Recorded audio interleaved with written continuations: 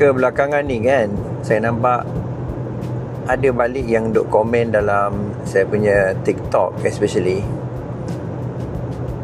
Brother ni tak habis-habis dengan motivasi. Mana live trade-nya, mana technicalnya, mana tradingnya, mana portfolionya. Guys, saya nak bagi tahu satu benda. Live trade tu, saya ni berasal daripada YouTube. Okay, dan saya live trade tu siang malam selama bertahun-tahun. Dan pada sama juga, saya pengalaman juga. Bila kita live trade sebagainya, ramai juga yang belajar dengan saya. Jadi apa yang saya realise, dia bukan semata-mata bukan pasal trading, semata-mata bukan pasal make money. Dia ialah mengenai motivasi. So apa yang dimasukkan sebagai motivasi? Sebagai contoh, saya tengok ramai trader yang sebenarnya resonate dengan kisah masa saya jatuh, dan macam mana saya boleh bangkit balik. Macam mana sebenarnya ialah saya punya family against apa saya buat, dan macam mana saya come back, dan macam mana saat-saat saya loss dan bangkit balik, dan buat berulang kali loss bangkit balik, dan akhirnya capai tahap yang saya nak. Jadi pada yang kata motivasi itu tak penting, saya boleh kata motivasi itulah yang movekan you. Sama ada you give up ataupun you berusaha balik, sama ada you jatuh tak bangun ataupun you bounce back. Jadi dalam bentuk ni perlukan motivasi guys. Kita perlukan pengalaman real daripada orang yang experience, supaya kita tahu kita not alone, supaya kita tahu ialah kita dalam skrip yang sama, supaya kita tahu ialah kita boleh break daripada circle kita. So ini motivasi. Dan pada masa sama juga, kadang-kadang motivasi tu bukan pasal ialah kita win. Kadang-kadang motivasi tu bukan kadang-kadang ialah semata-mata inspirasi. Okey, maksudnya kita nampak wow dia berjaya sebagainya. Kadang-kadang kita tengok masa dia susah. Okey, masa dia struggle.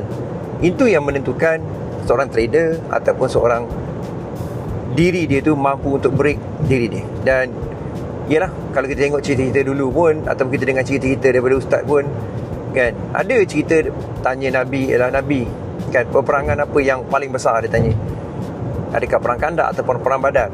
Jadi Nabi kata ialah peperangan dengan dia sendiri. Maksudnya, adakah kita ni mampu kuasai diri kita? Adakah kita mampu mengalahkan perasaan kita, fikiran kita di masa di mana kita masih down, tapi kita tetap teruskan? Di manalah semua the world against kita, kita tahu kita moving forward. Itu yang determine adalah you sukses ataupun tidak. Jadi pada sama juga, motivasi ni diperlukan untuk kita moving forward. Dan motivasi ni macam mandi kan, maksudnya hari-hari kena mandi kan. Motivasi juga makan, hari-hari kena makan. Lama-lama tak dengan motivasi, dia akan lemah guys. Jadi sumber motivasi ni penting dalam trading, sumber motivasi ni penting dalam investing. Sebab tak semua jalan indah, ada jalan buruk. Tapi ada day kita nak iaitu yang lebih indah berbanding kejadian yang buruk, menyebabkan kita dapat iaitu kelebihan ataupun profit daripada itu. Dari profit loss.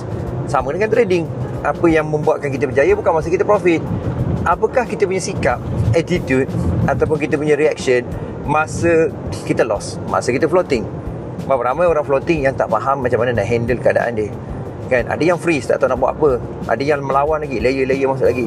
Ada juga yang takut terus, cut loss, terus larikan diri. So ini human nature. Jadi pada siapa yang kata motivasi itu tak penting, dia sangat penting guys. Dalam hierarki teaching ataupun cara kita ubah ataupun bantu orang lain, motivasi atau dalam konteks saya panggil transformasi adalah paling top of tier. Bawah sekali teori, nombor 2 taktikal, ke atas lagi lah strategi, atas lah transformasi. So kesimpulannya, motivasi penting.